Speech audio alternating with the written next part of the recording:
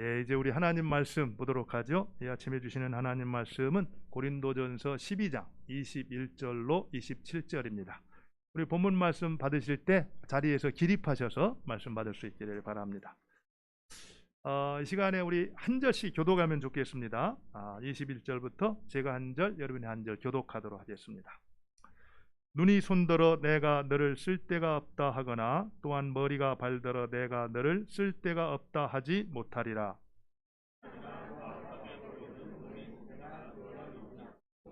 우리가 몸에 덜 귀히 여기는 그것들을 더욱 귀한 것들로 입혀주며 우리의 아름답지 못한 지체는 더욱 아름다운 것을 얻느니라. 그런즉 우리의 아름다운 지체는 그럴 필요가 없느니라. 오직 하나님이 몸을 고르게 하여 부족한 지체에게 귀중함을 더하사 몸 가운데 분쟁이 없고 오직 여러 지체가 서로같이 돌보게 하셨느니라. 만일 한 지체가 고통을 받으면 모든 지체가 함께 고통을 받고 한 지체가 영광을 얻으면 모든 지체가 함께 즐거워하느니라. 다 같이 너희는 그리스도의 몸이요 지체의 각 부분이라. 아멘. 네, 작성해 주시기 바랍니다. 개혁자였던 존 칼빈은 이야기를 이 세상은 하나님의 거대한 극장이다 이런 얘기를 했어요.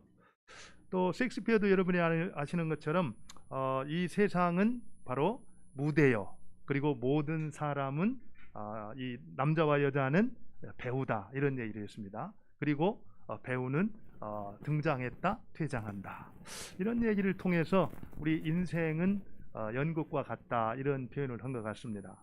어떻게 보면 하나님께서 이 세상 가운데 살아가는 우리 하나님 백성들에게 배역을 허락해 주시고요. 그 배역을 우리가 잘 감당해 나갈 때 결국 하나님의 아름다운 역사를 이렇게 써내려 가신다 이렇게 볼 수가 있습니다. 여러분들 007 영화 잘 보세요. 007 영화. 007 영화에 보면은 이 정보부 캡틴 M으로 나오는 주디 덴치라는 이 배우가 있습니다. 영국의 배우 가운데 대표적인 배우인데 그 배우가 그 셰익스피어 인 러브라는 그 영화에서 8분 동안 이제 이 연기하는 이 조역을 이렇게 제안을 받았다 그래요. 사실은 이 8분 그런 대배우한테 주연을 이렇게 제안한 것이 아니라 8분이라는 짧은 그 배역을 제안을 했을 때 보통 이렇게 탐탁해 생각지 않는 경우가 많죠, 그죠? 그런데 그 배우는 아주 기꺼이 이렇게 받아들이고요. 8분 동안 영국 그 엘리자베스 여왕의 역할을 아주 최선으로 잘 감당을 했습니다. 그래가지고 그 결과 어떤 일이 생겼냐면은 우리가 잘 아는 대로 이 아카데미 이 여우조연상을 이제 받게 되었어요. 그러면서 그가 이제 소감을 얘기하는데 사실 이 좋은 배역이라는 것은 어떤 길고 짧음에 있는 것이 아니라 자기가 어떻게 만들어가는가에 달려 있다 이런 이제 얘기를 했다 그래요. 사실은요 어떤 작품이든지 어떤 영화든지 훌륭한 작품에는 무엇이 있냐면은 그 주연뿐만 아니라 조연 또 심지어는 엑스트라까지도 자기가 맡은 배역을 성실하게 감당했을 때 좋은 작품이 만들어진다라는 걸 알 수 있습니다. 그런 의미에서 보면은 이 세상에 하찮은 배역이라는 것은 있을 수가 없다라는 걸 알 수 있죠. 특별히 하나님께서 이 세상이라는 거대한 극장 가운데 우리들을 보내주시고 우리한테 각자에게 맞는 배역을 허락해 주셨는데 그 배역에는 하찮은 배역이 있다 없다? 하찮은 배역이라는 건 있을 수가 없다라는 겁니다. 도리어 하나님께서 내게 맡겨주신 그 배역 그것을 정말 최선으로 감당을 했을 때 하나님의 뜻이 이루어질 수가 있다라는 겁니다. 실제로 우리가 기억할 것이 하나가 있는데요. 하나님께서 마지막 날 그 심판대 앞에 섰을 때 우리를 평가하실 때 평가하는 기준은 내가 무엇을 했는가 이것으로 평가하는 것이 아니라 내가 맡은 그 배역을 얼마나 신실하게 진실하게 감당했는가 그렇지 않는가로 평가를 하신다라는 거예요. 사실은 이거를 우리 교회 다니는 사람들이 잘 알아야 되는데 이걸 모르고 자기가 받은 것만 최고인 줄을 알고 교회의 분열을 일으켰던 사람들이 있었어요. 그게 바로 어떤 교회였냐면은 어떤 교회입니까? 고린도 교회였습니다. 고린도 교회. 오늘 우리가 읽었던 이 고린도 교회의 큰 문제가 뭐였냐면은 이 분열의 문제였거든요. 특별히 자기가 받은 배역, 자기가 받은 것만이 최고라고 생각하고 그렇지 않은 사람들을 무시하고 그래가지고 또 그걸 받지 못한 사람들은 기가 죽어가지고 둘로 이렇게 교회가 쪼개지는 그런 어려움을 겪고 있었습니다. 그런 교회에 이제 사도 바울은 오늘 본문의 말씀을 통해서 무엇이 옳은가, 무엇이 바른 관점인가 이것을 우리한테 가르쳐주고 있어요. 사실 오늘 제가 이 말씀을 준비하면서 이번 우리 수련의 제목이 뭡니까? 차이를 만드는 안수공. 이 안수공을 꼭 알아야 돼요, 그죠? 안수공이 뭐죠? 안전하고 수용성 있는 공동체 이런 건데요. 사실은 저는 오늘 말씀이 우리가 정말 세상에 있으나 세상과 구별되는 이 차이를 만드는 안전하고 수용성 있는 공동체를 이루는 데 있어서 아주 굉장히 중요한 진리를 가르쳐주고 있다 이런 생각이 들었습니다. 우리 한번 그런 기대를 가지면서 우리가 안전하고 수용성 있는 공동체를 만들기 위해 주님이 뭐라고 말씀하시는가 이런 이제 좀 생각을 하면서 말씀을 들었으면 좋겠어요. 우리 같이 한번 볼까요? 우리 사실 오늘 이제 말씀을 보면은요 27절에 정확히 이렇게 말하고 있죠. 넘겨주세요. 예. 너희는 그리스도의 몸이요 지체의 각 부분이라 이렇게 얘기해서 지금 사도 바울은 교회를 뭘로 표현하고 있냐면은 몸으로 이렇게 소개를 하고 있어요. 그리고 그리스도인들을 그 몸의 지체로 이렇게 표현을 하고 있습니다. 한번 우리가 이런 질문을 해볼 필요가 있을 것 같아요. 많은 비유가 있을 텐데 왜 바울은 교회를 몸으로 이렇게 표현을 할까? 이거는 조금 전에도 잠깐 말씀드렸듯이 고린도 교회가 처했던 배경을 정확히 알 필요가 있습니다. 금방 말했던 것처럼 고린도 교회에는 사실은 성경에 나오는 많은 교회가 있지만 하나님께서 은사를 베풀어 주셨는데 그 은사를 가장 많이 받았던 교회가 어떤 교회냐면은 고린도 교회예요. 근데 고린도 교회에는 막 방언의 은사, 또 예언의 은사, 치유의 은사, 통역의 은사, 막 은사가 많았거든요. 그랬는데 그 은사가 대체적으로 둘로 나뉘었습니다. 하나는 눈으로 이렇게 보면은 특별히 드러나 보이는 은사가 있고 그렇지 않은 은사가 있었어요. 그런데 누가 봐도 저 사람은 하나님의 은사를 받았구나 이렇게 인정을 받을 만한 특별히 여러분들 방언의 은사라든지 예언의 은사라든지 치유의 은사 이런 것들은 눈에 딱 드러나 보이잖아요, 그죠? 그런 은사를 받았던 사람이 그런 은사를 받지 않은 사람을 향해서 굉장히 무시하고 그런 은사 받은 것만이 최고라고 생각함으로 인해서 교회에 어떤 일이 생겼냐면은 분열이 되는 그런 일이 생겼습니다.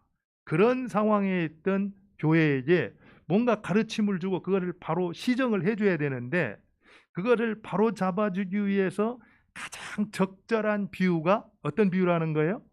몸과 그 지체라는 교회와 그리스도인의 관계에 대한 비유였다라는 겁니다. 근데 그것뿐만 아니라 더 본질적인 이유가 있어요. 사도 바울이 왜 교회를 몸으로 이렇게 표현하고 있는가? 우리 한번 에베소 1장 23절을 볼까요? 우리 같이 한번 읽겠습니다. 시작.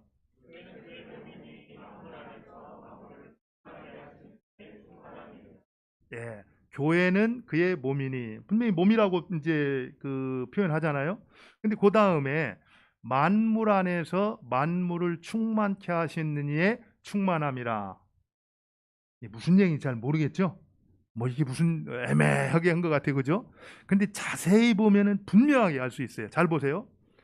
만물 안에서 이 세상에 있는 모든 피조물 가운데에서 그 모든 만물을 충만케 하시는 이 누굽니까?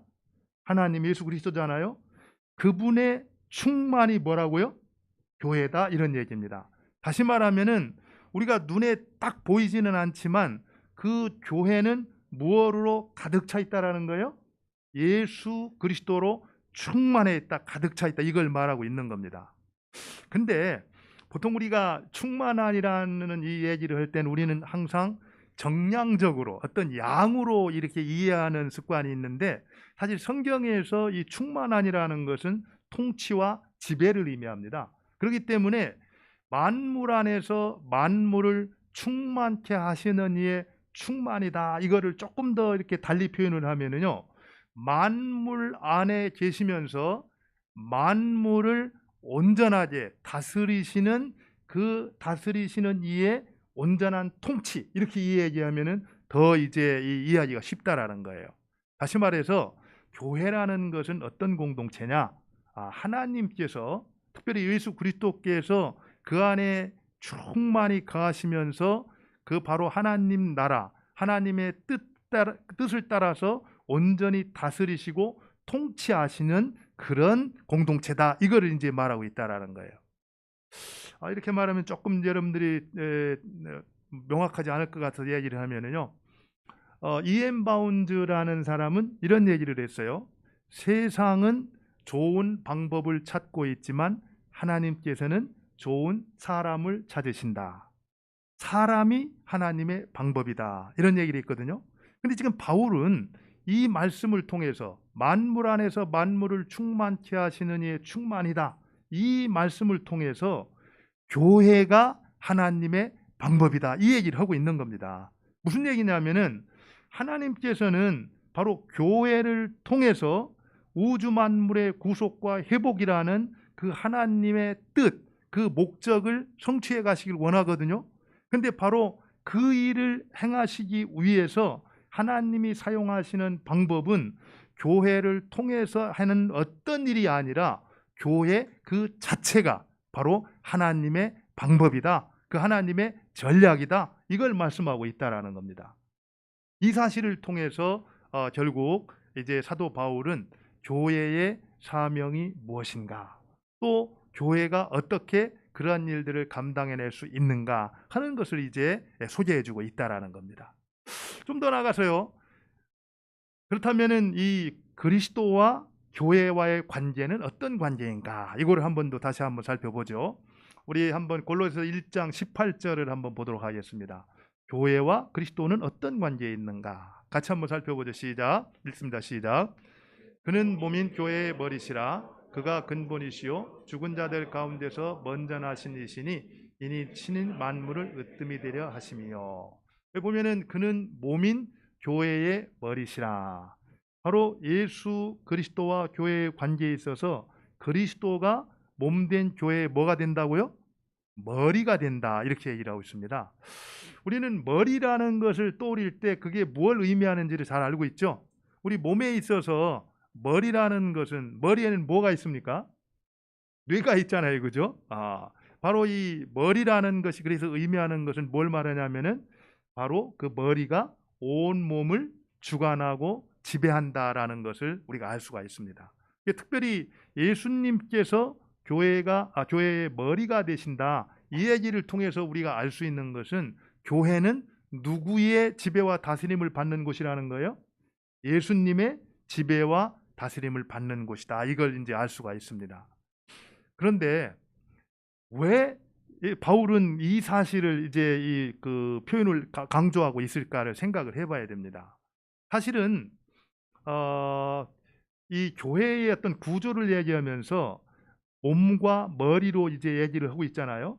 그런데 특별히 예수 그리스도께서 교회의 머리가 된다, 이렇게 표현을 하고 있는 것은 그 머리의 지도와 지배와 통치를 받을 때 교회는 원래 본인이 자체가 가지고 있었던 것을 기능할 수 있고 또 그 목적과 뜻을 온전히 이루어낼 수가 있다라는 겁니다. 그러면 한번 우리가 잘 돌아보죠. 우리 교회는 어떤가? 나는 교회 공동체로서 우리 교회는 정말 머리 되시는 예수님의 그 지배와 통치를 받고 있는가? 그 받고 있다라면은 무엇을 근거로 해서 그 지배와 통치를 받고 있다고 말할 수 있는가? 한번 돌아볼 수 있기를 바랍니다. 사실은 예수 그리스도의 지배와 통치, 뭘 통해서 받을 수 있죠? 예수님의 말씀을 통해서 받을 수 있는 거예요. 예수님의 말씀을 듣고 그 말씀대로 순종하는 것이 예수님의 지배와 통치를 받는 겁니다. 그런데 아까 우리 정 집사님 나누어 주셨듯이 교회를 1년, 2년, 5년, 10년을 다녀도 하나님 말씀을 보지 않으면은, 듣지 않으면은, 뭐 제가 굳이 누구라고 얘기는 안 하겠지만 여러분들 가운데 아직도 성경을 한 번도 통독하지 못한 분 있으시다 그러면은 다른 거 말할 거 없이 이번에 하는 어성경 읽어지네 신약 12주 참석하시면 됩니다. 쉽게 해결할 수 있어요. 예. 예. 사실은 우리가 예수님의 말씀을 듣지 않고 그 말씀에 순종하지 아니하고 예수님의 지배를 받는다라는 것은 어려운 일이죠.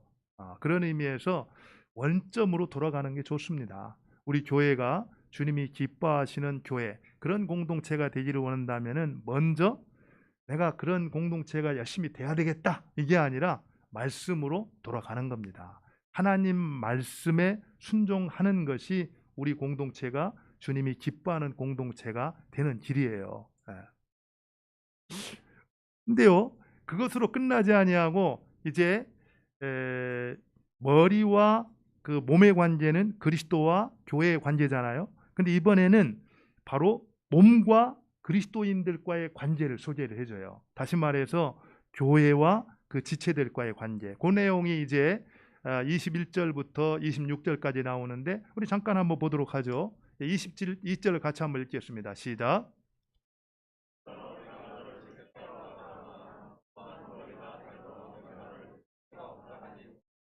예, 그러니까 이게 서로가 자기는 필요한데 저 지체는 필요 없다, 이렇게 얘기를 한다라는 겁니다. 여기에 대해서 필요 없는 지체는 없다. 성경은 이렇게 말하고 있는 거예요. 좀 더 정확히 말하면 어떻게 말할 수 있습니까? 어떻게 말할 수 있죠?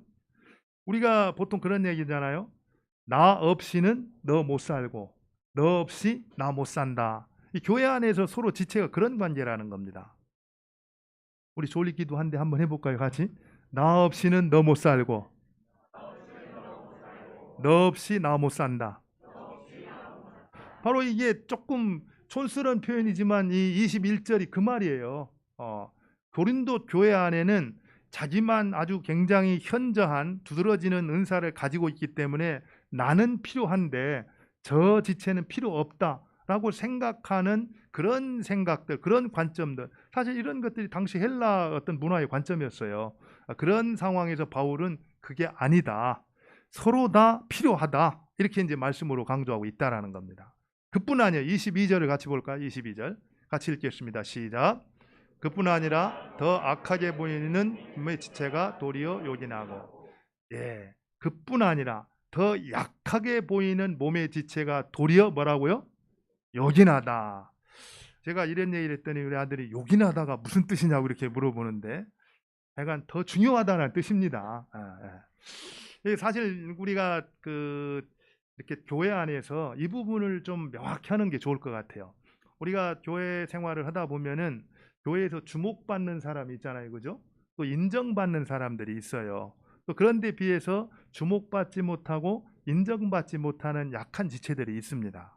그러면은 우리 교회는 저런 사람은 필요한데 저런 사람은 그렇게 필요한 것 같지는 않다, 이렇게 생각하기가 쉽잖아요, 그죠? 그런데 바울은 그렇지가 않다라고 얘기할 뿐만 아니라 도리어 그 연약하고 우리가 볼 때는 꼭 필요하지 않다라고 생각하는 그 사람이 결국에 교회에 더 어떻다고요? 더 중요하다, 이렇게 얘기를 하고 있다는 겁니다. 믿어지세요? 근데 뭐 그냥 길하니까 긴 줄은 아는데 믿어지진 않죠? 제가 한 예를 좀 말씀드릴게요.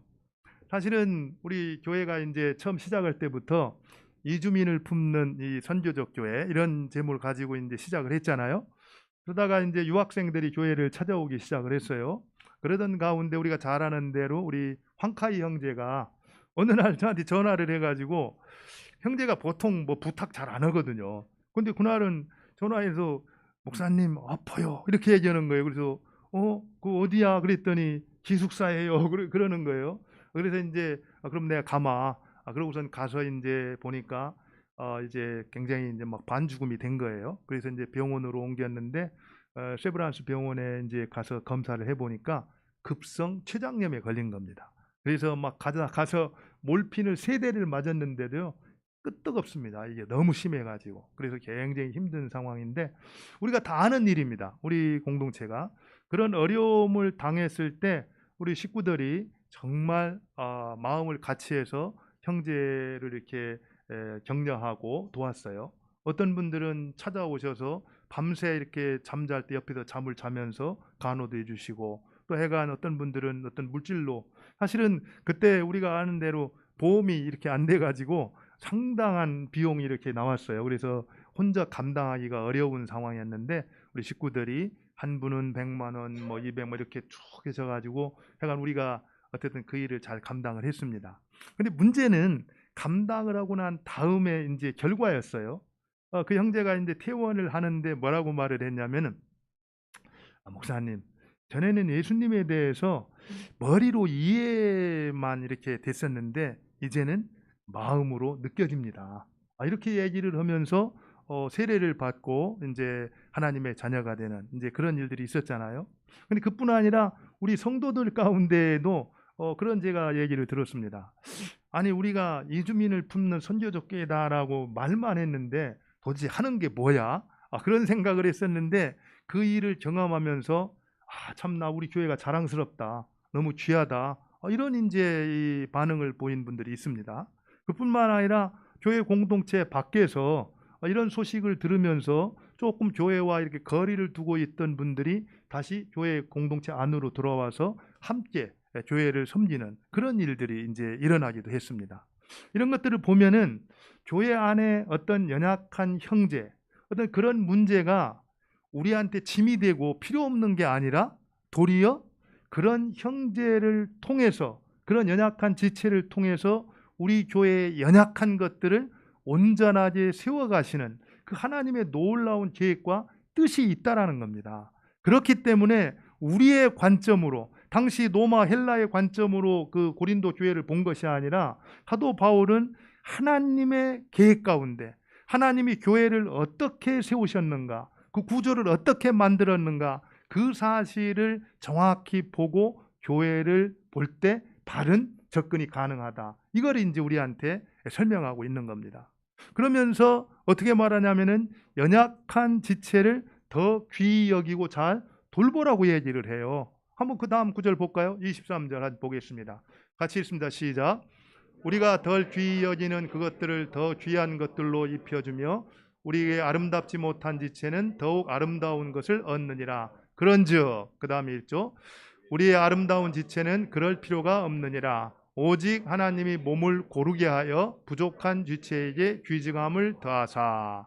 여기 보면은 잘난 사람들은 그냥 내버려 두라는 거예요. 그냥 내버려 둬도 다 된다라는 겁니다. 그런데 연약하고 돌봄이 필요한, 그거는 우리가 잘 보호하고 돌봐야 된다, 이 얘기입니다. 실제로요, 여러분들 옷을 입거나 보통 손가락이 그렇게 뭐 잘난 건 아니잖아요, 그죠? 근데 거기에다가 뭐를 끼워줍니까? 반지를 껴주잖아요, 그죠? 그래서 굉장히 폼나게 만들어준다라는 거예요. 그리고 또 우리 몸 가운데에도 가장 연약한 부분은 어떻게 해요? 뭔가를 통해서 잘 보호해 준다라는 겁니다. 얼마 전에 우리 윤 집사님 다리 이렇게 인대 파열됐을 때 어떻게 했습니까? 거기에 이 기부스 그거를 해가지고 딱 연약한 부분이 있으면 어떻게 해요? 항상 뭔가를 통해서 거기를 보호해 주는 것이 그게 일반 상식이라는 거예요. 그런데 건강하고 필요 없는 데다가 덧붙여 주는 것은 없다라는 겁니다. 그리고 특별히 연약한 것을 잘 돌보아 주는 것이 필요한 이유가 있어요. 여러분들 코로나를 지나면서 코로나 다들 한 번쯤씩 뭐 걸리셨죠, 그죠? 그런데 코로나 후유증이 아주 어떤 분한테는 쉽지 않은 분들이 있어요. 저도 잘 몰랐어요. 근데 사실 제가 이제 이렇게 그 지하철 탈 때 계단을 이렇게 오르면서 전과는 다르게 숨이 가쁘다 이런 생각이 들어가지고 우리 딸이 꼭 좀 가서 진료를 받아보라 그래서 미루다가 클리닉 센터, 후유증 클리닉 센터를 가서 사진을 찍어 보니까 폐에 뭐가 있대요. 그래서 이제 그 CT를 찍어 봤더니 무기폐라고 해가지고 공기가 없는 폐. 그래서 아마 폐렴이 지나간 것 같다고 얘기를 하면서 약을 먹으라 그래요. 그럼 여러분들 잘 보세요. 제가 그 사실을 알면은 제 몸 가운데서 가장 연약한 부분이 어떤 부분입니까? 폐잖아요, 그죠? 그러면 폐가 그렇게 연약한데 그냥 내버려 두겠어요? 근데 왜 그걸 고칩니까? 그 연약한 걸 왜 고치죠? 고쳐야 내가 건강하게 활동할 수 있기 때문에. 다시 말하면은 폐를 위해서가 아니라 그 몸을 위해서 폐를 고친다라는 거예요. 그러니까 우리 공동체 안에 어떤 연약한 지체가 있다라 그러면은 물론 그 연약한 지체를 위해서도 필요하지만 그 연약한 지체가 온전하게 보호를 받고 회복이 되어야 그 몸을 이루고 있는 공동체 전체가 어떻게 된다는 거예요? 건강해질 수가 있다라는 겁니다. 그리할 때 결국에는 온몸 전체가 제 기능을 발휘할 수 있고 유익을 누릴 수가 있다라는 거예요. 이 사실을 아는 사람은 절대로 연약한 지체를 함부로 대하거나 무시하거나 그를 필요 없다라고 말하지 않는다라는 겁니다. 도리어 저 연약한 지체를 잘 돕고 보호해서 온전하게 세워줄 때 내가 유익을 얻을 수 있고 하나님의 귀한 뜻을 이루어낼 수 있다는 사실을 발견하기 때문에 더 열심히 그를 돌본다라는 거예요. 그 내용이 25절이에요. 한번 같이 보겠습니다. 25절 같이 시작.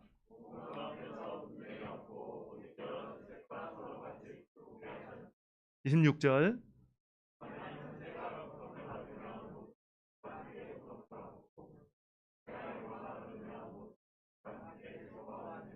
예, 결국에 그 사실을 알고 우리가 연약한 지체들을 서로 돕고 격려하고 세워줄 때 그리고 온전하게 회복이 되어질 때 그 몸 전체가 건강하게 되고 바로 하나님의 영광을 드러낼 수 있는 그런 공동체가 될 수 있다라는 거죠.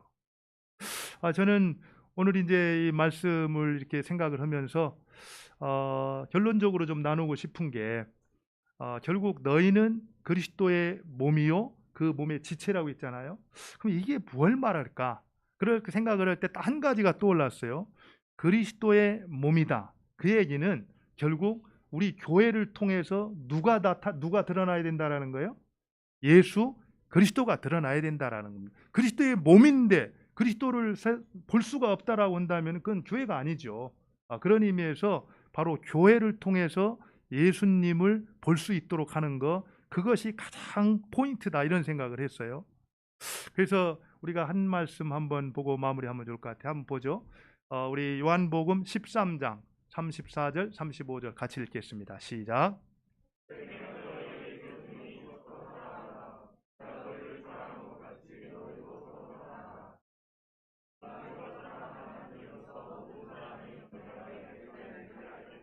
네, 결국에 모든 것은 사랑 안에 포함되어 있습니다. 그리고 모든 것을 규정하는 것도 사랑이에요.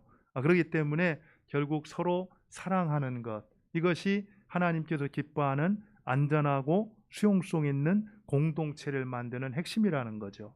그러할 때 모든 사람이 교회가 아닌 다른 사람들이 너희가 교회가 바로 예수님의 제자인 것을 알리라 이렇게 말씀하고 있다라는 겁니다. 없어 볼 것 같아서 여러분 마지막으로 제가 시안수를 여러분들한테 소개를 하고 마무리를 짓고 싶어요.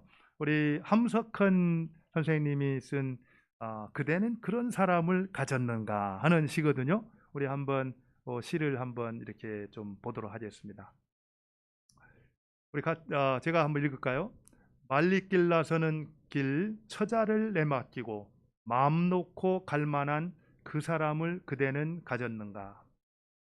온 세상이 다 나를 버려 마음이 외로울 때도 저맘이야 하고 믿어지는 그 사람을 그대는 가졌는가? 탔던 배 꺼지는 순간 구명대 서로 사양하며 너만은 제발 살아다오 할 그 사람을 그대는 가졌는가? 불의의 사형장에서 다 죽여도 너희 세상 빛을 위해 저만은 살려두거라 일러줄 그 사람을 그대는 가졌는가? 잊지 못할 이 세상을 놓고 떠나려 할 때 저 하나 있으니 하며 빙긋이 웃고 눈을 감을 그 사람을 그대는 가졌는가? 온 세상의 찬성보다도 아니 하고 가만히 머리 흔들 그 한 얼굴 생각에 알뜰한 유혹을 물리치게 되는 그 사람을 그대는 가졌는가? 예, 이런 사람이 좀 있었으면 좋겠죠? 그런데 이런 사람을 우리가 어디서 찾을 수 있을까요? 사실은 보통 사람들은 어느 곳에서나 만날 수 있습니다.